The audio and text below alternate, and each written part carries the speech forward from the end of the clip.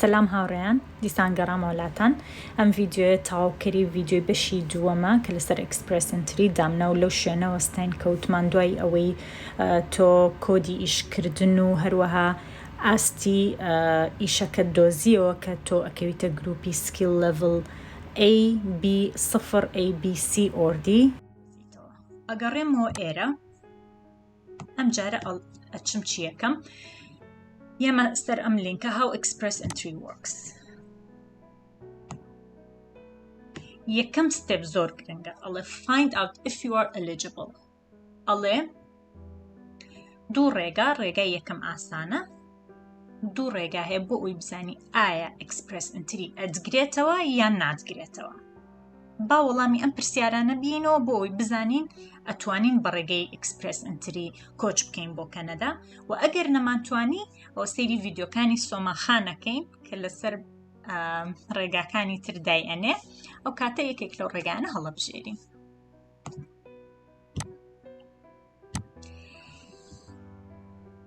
Do you want to come to Canada?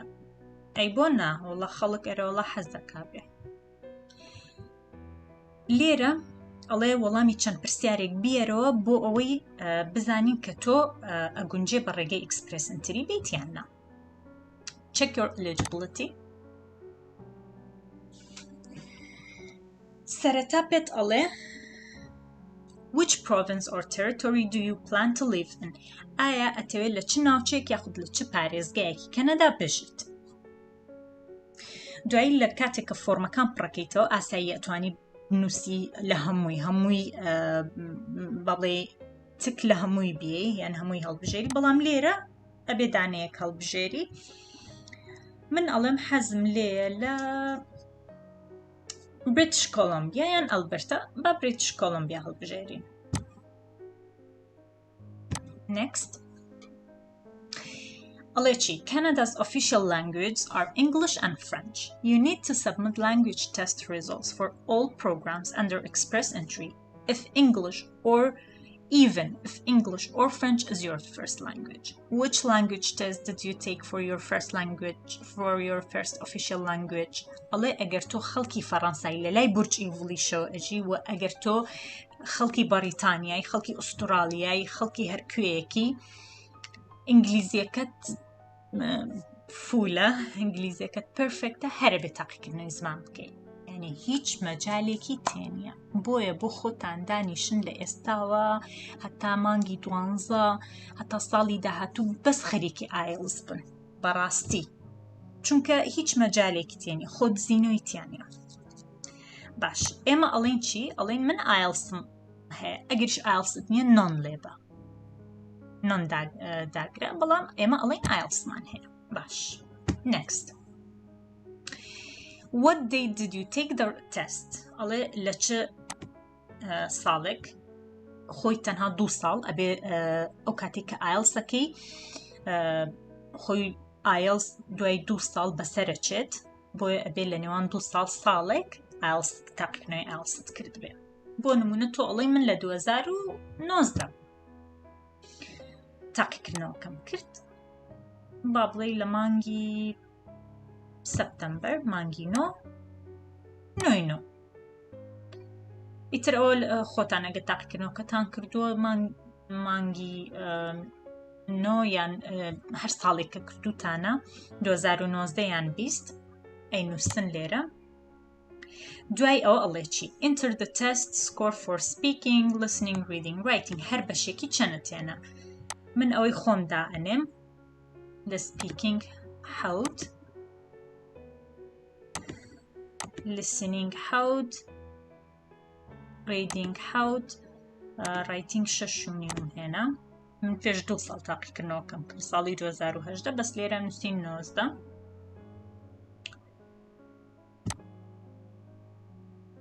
Do you have other language results? Which language test did you take for your second official language? ئەڵێ تاقیکردنەوەی زمانت کردو بۆ زمانێکی تر ئەگەر فەڕەنسیت کردو ئەگەر تۆ بۆ نمونە ئاداب فەڕەنسی تاو کردو و بڕوانامەکەتان باوەڕ پێکراوە لەو شوێنانی کە زمانی فەڕەنسی فەرمیە ئەتوانی هەڵسەنگاندنی بۆ بکەیت ئەوە دوایی بۆتان ئەپرسم کە چۆن بڕوانامەکانتان هەڵسەنگاندنی بۆ بکەن و بڕوانامەی زمانیش چۆن پشتڕاستکردنەوەی بۆ بکرێ ئەگەر بڕوانامەی خۆمانیانی لە کۆلێژی لە زانکۆی سەلاحەدین باوەڕپێکراو بێت ئەوە ئەتوانن ئەوە دابنێن ئەگەر فەڕەنسی یاخود ئینگلیزی و فەڕەنسی هەردووکی و ئەگەریش نازانی ئاساییانی زمانی فەڕەنسی نازانی لێرە ئەنووسی نۆن چکە ئەمە پێت ئەڵێ سەکند ئۆفیشیەل لانگوێج ینی دووەم زمان دووەم زمان لە کەنەدا چییە؟ فەڕەنسیە. بەڵام من لێرە ئەنووسم نۆن لەبەرەوەی من وا دانین فەڕەنسی نازانین جا خۆی هەر ناشزانین بۆ وای دابنین. In the last 3 years, how many years of skilled work experience do you have in Canada? It must have been full-time or an equal amount in part-time. لێرە کە ئەڵێ من ئەزموونی کارکردنم هەیە ئەبێ ئەوە بزانی مەبەستی full-time ینی لە ڕۆژێکە 8 کاتژمێر کارت کرد بێت. ئەوە هەر بە شێوەیەکی گشتی. بەڵام لێرە ئەڵێ لە کەنەدا نۆڵا لە کەنەدا ئەزموونی کارمانی ئەگەر لە کەنەدا بووینای ئەم هەرایەمان بۆچیە ئەم بێنەوبەردەیەمان بۆچی وایە لێرە ئەنووسین نۆن لەبەرەوەی ئێمە خۆمان لە کەنەدا نەبووینە. If you do during this period, which national occupational classification level is most of the experience in? None. لەبەر ئەوەی ئێمە لە کەنەدا نەبووینە. If you do not have any Canadian work experience during this period, please choose none of the above. None of the above. ئێمە ئەزموونی کارمانیە لە کەنەدا. In the last 10 years, how many years of skilled work experience do you have? ئەمە بۆ وڵاتی خۆتە بۆ کوردستانە. It must have been continuous. Paid full-time یعنی ئەبێ پارەت وەرگرت بێ full-time بێ لە ڕۆژێکە 8 کاتژمێر یان زیاتر کارت کرد بێ.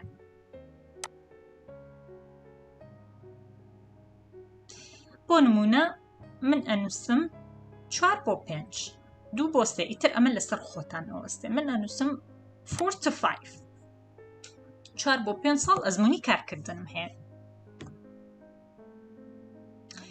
ئەڵێ چی؟ If you are not sure of NOC for your job, you can find it. ئەمە ئەزانم. شتێکی گرنگ هەیە. ئەڵێ لە ماوەی 10 ساڵی ڕابردوو ئیشت کردووە بەڵێ 5 ساڵ ئیشم کردووە بۆ نمونە 6 ساڵ ئیشم کردووە و ئەو ئیشەی ئەیکەی ئەبێ بەردەوام بێ. ینی بۆ نمونە ئەگەر تۆ 5 ساڵ ئیشت کردووە ئەبێ هەر 5 ساڵەکە لە یەک بابڵی لە یەک کار بێت لە یەک ئیش بێ ئیشەکەی خۆت نەگۆڕی بێ پیشەکەی خۆت نەگۆڕی بێ بۆ نمونە سەرەتا لە کۆمپانیای بە دوای چوویتە ئیشێکی ترت کردووە ئەبێ هەمان شت بێ. بۆیە لێرە ئەنووسی 2 or more years ینی من 2 ساڵیان زیاتر هەمان ئیشم کردووە. لێرە پێت ئەڵێ لە 10 ساڵی ڕابردوو چەند ساڵ کارت کردووە. بەس لێرە ئەڵێ چەند ساڵی بەردەوام یەک کار بووە تۆ ئەڵێ 2 or more years ینی 2 ساڵیان 3 ساڵ زیاتر من لە هەمان ئیش ماومەتەوە هەمان کارم کردو لە هەمان شوێن. ئەنجا ئەڵێ چی؟ Do you have a certificate of qualification from a Canadian province or territory in your skill trade? No.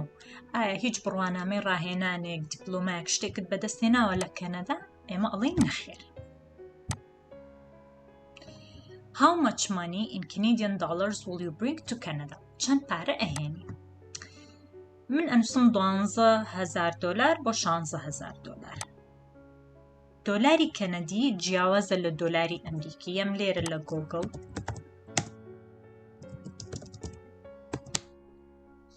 ئەنووسم Canadian dollar to USD.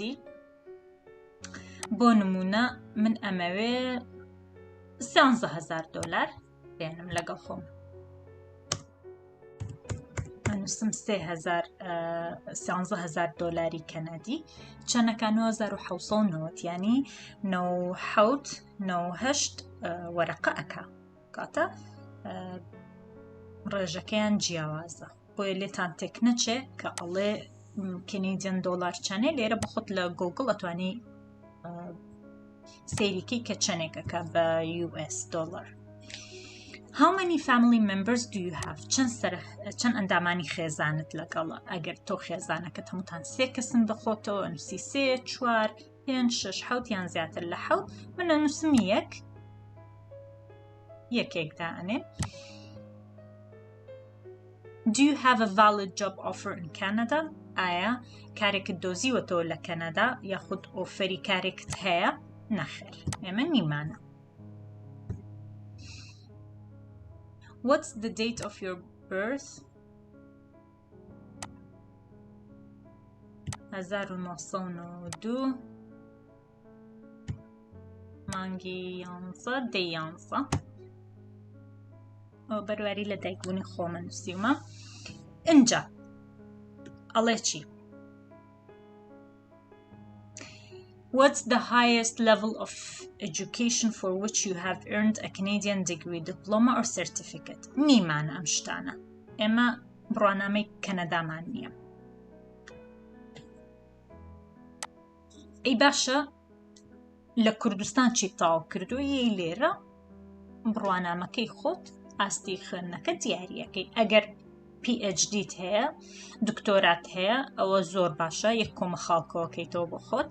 ئەمانەش خاڵی خۆی لەسەرە، بەڵام PhD لە هەموو خاڵەکانی لە هەمووی زیاترە. من ئەنووسم بە کەلۆریۆسم تاو کردووە. ئەگەری شتێ نەگەیشتی لەمانە ئاساییە لە کۆمنت بۆم بنووسن وەڵامتانێمەوە سەر و سەرچاوم. ئەوە بە کەلۆریۆس دیگری بچلرز دیگری وەک خۆیان ئەڵێن بە کەلۆریۆسم تاو کردووە. نێکست داگرم ئەڵێ چی؟ check all that apply. باش ئەڵێ ئەگەر هەر یەکێک لەم دەستەواژانە لەم نووسینانە تۆ ئەگرێتەوە ئەوە ئەتوانی تکێکی لێبەی و ئەگەر نابنووسە none of the above ئەمە داگرم. I have studied full time in Canada for 2 years or more. نەخێر من 2 ساڵیان زیاتر full time لە کەنەدا نەمخوێندووە. I have at least 2 years of full-time work experience in Canada. نەخێر. ئەزموونی کارم نییە لە کەنەدا. ئەگەر ئەزموونی کارم هەبووە لە کەنەدا من چیمە کرد لێرە دانیشتومەوە خەریک ئەم بەزمە. I have a relative in Canada who is 18 years old or older, a citizen or permanent resident of Canada, and is my parent, child, grandparent, grandchild, sibling, aunt, uncle, niece or nephew. ئەڵێ من خزمێکم هەیە لە کەنەدا 18 ساڵ تەمەنی 18 ساڵ زیاترە. هەڵگری بڕوانامەنە هەڵگری ئیقامەیان ڕەگەزنامەی کەنەدیە. ئەو کەسە ئەو خزمەم کێیە؟ پورم، مامم، دایکم، باوکم، برامە خوشکمە یاخود داپیر باپیر. ئایا کەستان هەیە لە کەنەدا؟ ئەگەر هەتانە ئەمە داگرەوە. ئەگەری شنیتانە بنووسە none of the above. من هیچ کەسم نییە لە کەنەدا، خزمم نییە و ئەمە من یەکەم کەسم ئەڕۆم و ئەنووسم none of the above. ئەنجا لێرە ئەڵێ باری خێزانیت ئایا تۆ سینگڵی، ماریدی، legally separated، divorced، annulled marriage، نازانم ئەمە چییە، widow، common law. من ئەنووسم single. تر ئەوە هەریەکە و بە پێی زانیاری خۆی بە پێی کەیسی تایبەتی خۆی پڕیەکاتەوە. Next. Your results. ئەڵێ چی؟ ئەڵێ to apply online you will need this personal reference code. هەر کاتی ئەم کۆدە و ئەم پیجە وەکو ئەمە هاتە بەردەمت ئەوە ئەکات تۆ ئەتوانی لە ڕێگەی ئیکسپرێس ئینتریەوە پرۆفایل دروست بکەیت و هەوڵی کۆچکردن بی بۆ کەنەدا. ئەی باشە ئەگەر ئەمە نەهات ئەم ستێپ 1 2 3 نەهات ئەنووسرێ sorry you cannot immigrate to Canada through express entry. شتێکی وا مەسجێکێتە سەر شاشەکە کە تۆ express entry ناتگرێتەوە. بۆیە هەر کاتێک your result کۆدەکەی خۆت بینی و ئەم ستێپانت بینی ئەکا تۆ بەپی ئەو زانیاریانی کە ئەبێ ڕاست و دروست بێ بەپی ئەو زانیاریانی کە داخلت کرد تازە لە بەشی پرسیارەکان ئەوە تۆ ئەتوانی ڕێگەی ئیکسپرێس ئینتری هەڵبژێری. ڕوونە لاتان؟ باش. ئەنجایم چی یەکەم کە زانی من ئەتوانم بە ڕێگەی ئیکسپرێس ئینتری بێم بۆ کەنەدا. ئەنجا دوای ئەوە ئەچم چی یەکەم؟ ئەچم ئەکاونتێک ئەکەمەوە بە ئۆنلاین. بەڵام ئەوە بۆ ڤیدیۆیەکی تر دایەنێ. هەتا ئێرە هیوادارم شتەکان ڕوون بێت لاتان و هەتا ڤیدیۆیەکی تر دیسان لەسەر ئیکسپرێس ئینتری من ئەڕۆم خواتان لەگەڵ.